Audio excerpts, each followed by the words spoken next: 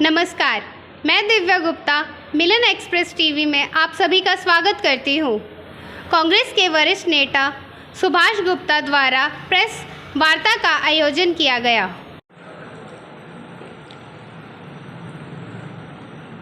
थोड़ी आपस में चर्चा कर लो, एक शॉट लेने में।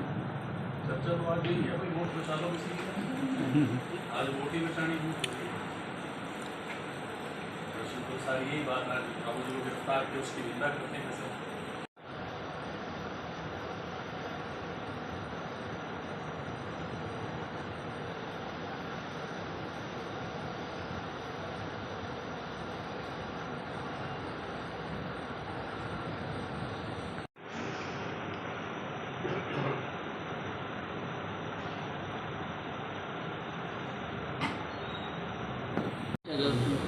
आज जो प्रेस वार्ता का मुख्य उद्देश्य क्या था? देखिए, पूरे भारतवर्ष के अंदर 7 अगस्त को देश की पार्लियामेंट में हमारे संसदीय दल के अपोजिशन के नेता श्री राहुल गांधी जी ने जो प्रेस कॉन्फ्रेंस करी थी, उसमें उन्होंने महादेवपुरा बेंगलोर सेंट्रल लोकसभा में एक विधानसभा की सीट है, उसमें उन्होंने बताया कि 1,250 वोट जो है वो उन्होंने चिन्हित किए कि ये वोट डुप्लीकेट हैं या ये वोट ठीक नहीं है, और इस तरह की हेरा फेरी इस विधानसभा की सीट में हुई है, उसका ब्यौरा दिया।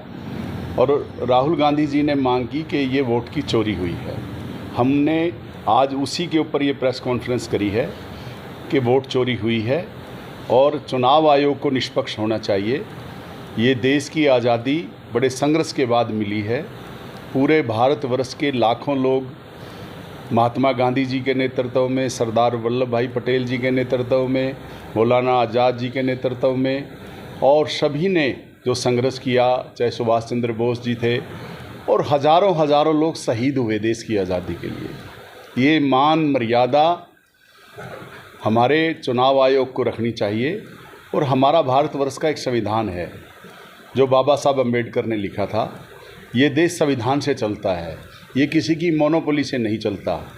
अगर चुनाव आयोग ने जो तथ्य, जो बातें चुनाव आयोग 7 तारीख के बाद करने लगा, राहुल गांधी जी पे आक्षेप लगा रहा है, उससे ये साबित होता है कि भाजपा ने इस वोट की चोरी में चुनाव आयोग से मिली हुई थी वो। और ये आरोप आज राहुल गांधी जी और उनके नेतृत्व में जो ये यात्रा थी चुनाव आयोग के ऑफिस तक, उसमें पता लगा कि उनको गिरफ्तार कर लिया गया। तो ये भाजपा की बौखलाहट है, और इससे ये भी साबित होता है कि भाजपा चुनाव आयोग के साथ खड़ी है, क्योंकि चुनाव आयोग वोटों की चोरी में भाजपा के साथ है। और हम कड़े शब्दों में निंदा करते हैं कि राहुल गांधी जी, खड़गे जी, प्रियंका गांधी या देश के विपक्षी दलों के नेता अखिलेश यादव जी, जितने भी लोग थे, उनको गिरफ्तार किया, उसकी कड़े शब्दों में हम निंदा करते हैं।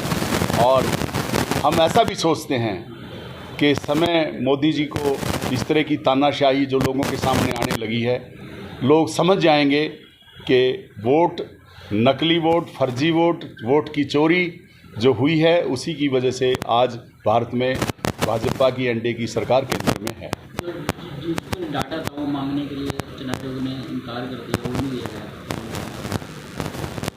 नहीं, राहुल गांधी जी ने तो पूरी विधानसभा की, महादेवपुरा की वोटों की लिस्ट थी उनके पास, तो चुनाव आयोग को अपनी डिजिटल वोटर की लिस्ट लेनी चाहिए थी ना। लिस्ट दे नहीं रहा नहीं, चुनाव आयोग इसलिए नहीं दे रहा कि चुनाव आयोग को पता है कि उसने कहीं खोट कर किया हुआ है, इसलिए वो लिस्ट नहीं दे रहा। इसलिए वो मतलब किसी बात के भी सबूत भारत की जनता को, भारत के नागरिक को, किसी को भी नहीं देना चाहता।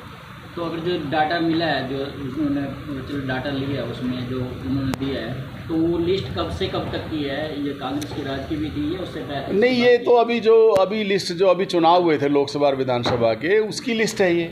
अभी लोकसभा की जो लेटेस्ट चुनाव 1 साल पहले हुआ है, उसकी लिस्ट है वो।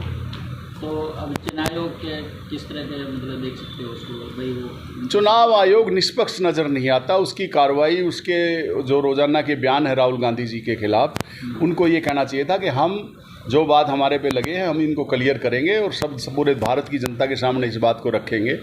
उसकी बजाय वो राहुल गांधी जी पे आक्षेप लगाना उन्होंने शुरू कर दिया। और यही काम मतलब मीडिया के अंदर भाजपा के प्रवक्ताओं ने भी चुनाव आयोग का साथ देना शुरू कर दिया। ये बड़ी गलत बात है। कुछ बात पहले तो ये भी कह रहे हैं, जैसे कि उन्होंने पूरा स्क्रीन पे बताया था, दिखाया था, जब सेना के जो शिवसेना के हैं जो महाराष्ट्र से, वो पीछे बैठे थे सीट पे, उनका क्या है? देखिए, ऐसा है, चुनाव आयोग को भी पता है और भाजपा की केंद्र की सरकार को भी पता है कि एंटी इनकम्बेंसी में पूरे चुनाव आयोग को, पूरे देश को सारे चैनल ये दिखा रहे थे कि हरियाणा में कांग्रेस जीत रही है। ये इन बातों से कांग्रेस पार्टी को और विपक्ष को ये शंका हुई कि कहीं न कहीं चुनाव आयोग गड़बड़ कर रहा है, और वो सबूत भी महादेवपुरा की सीट से मिलता है। तो चुनाव आयोग को अपनी बात खरी करनी चाहिए, अपने आप को स्पष्ट करना चाहिए, ना कि वो भाजपा की सरकार का साथ दें।